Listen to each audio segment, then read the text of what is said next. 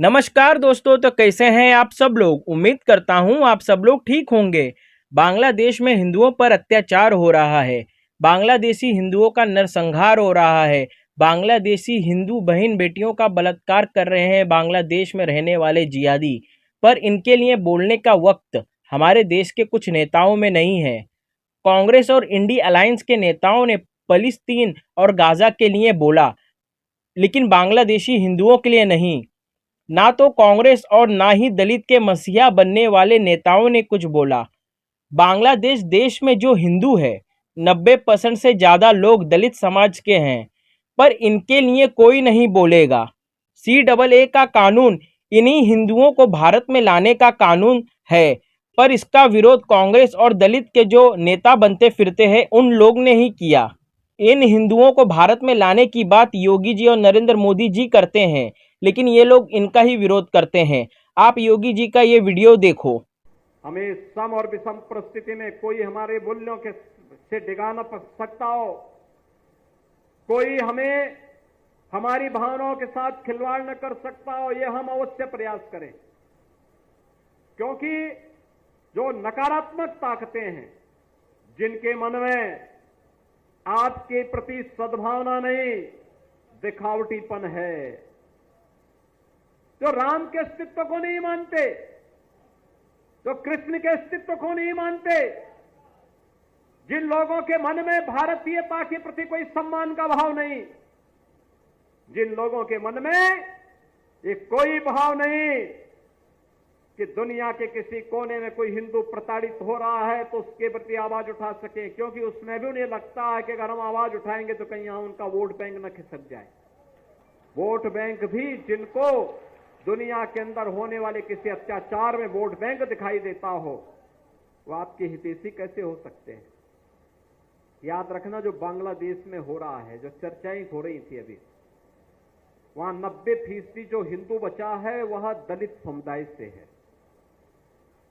और मैं इसीलिए कहना चाहूंगा, ये जो सबके मुंह सिले हुए हैं, इसलिए सिले हुए हैं क्योंकि इनके मालूम है कि बांग्लादेश को हिंदू उनका वोटर नहीं होगा।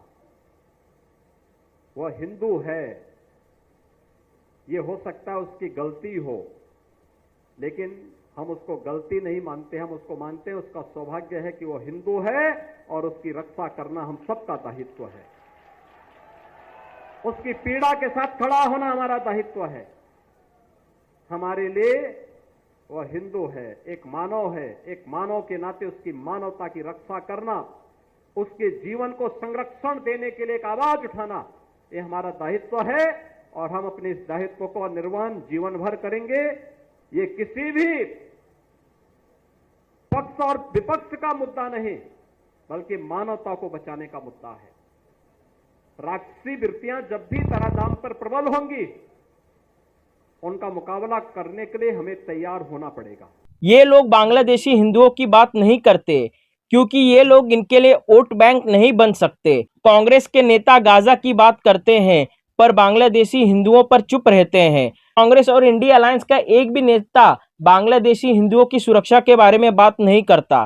बांग्लादेश में तख्ता पलट के बाद जब मोहम्मद यूनिस बांग्लादेश के नए प्रधानमंत्री बने, कांग्रेस के सभी नेताओं ने उनको बधाई दी, पर बांग्लादेशी हिंदुओं के बारे में एक शब्द भी नहीं वो बोले, उनकी सुरक्षा के लिए एक शब्द भी नहीं बोले। नरेंद्र मोदी जी ने उनको बधाई दी और उनको हिंदुओं की सुरक्षा के लिए कुछ करने के लिए कहा।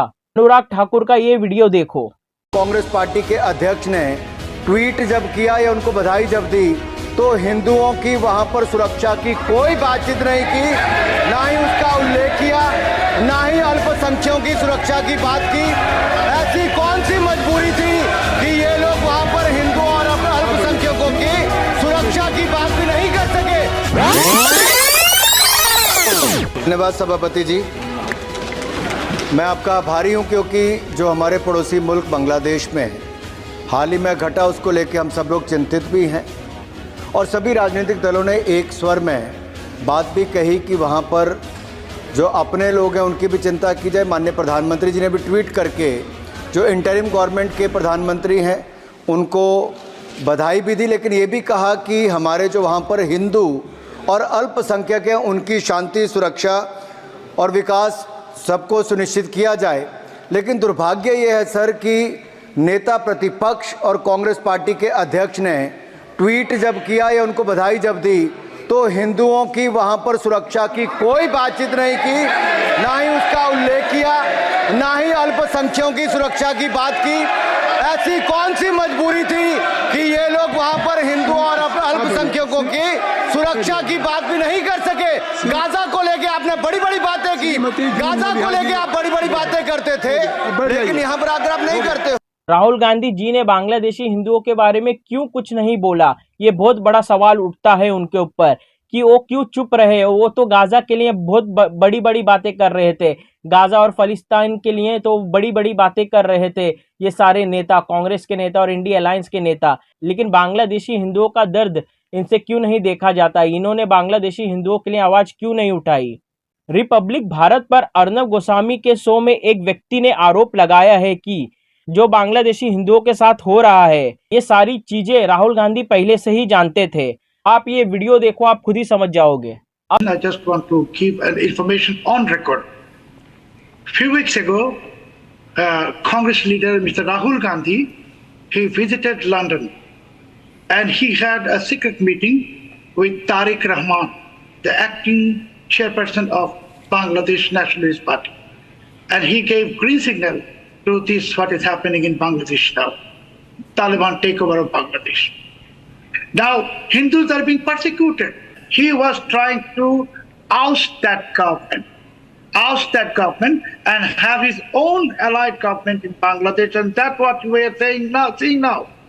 And I can assure you and I can guarantee you on record that again I'm saying Rahul Gandhi met Tariq Rahman in London, and he is a part of the CIA and ISI conspiracy of destabilizing Bangladesh and turning this country into a neo-Taliban state. And that's why Congress is silent on the persecution of Hindus in Bangladesh.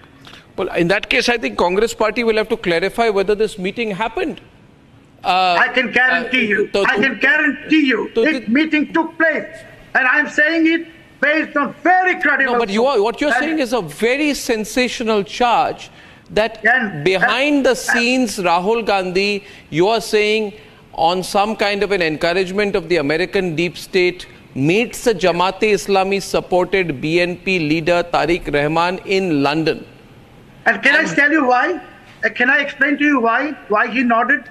Because he knew this takes place in Bangladesh. You know, now these Islamists are claiming that West Bengal and Seven Sisters must become a part of Bangladesh. Release the map, new map. So Rahul Gandhi knew that once it happens in Bangladesh, India will be destabilized. Narendra Modi will be in trouble. That's why he has done this.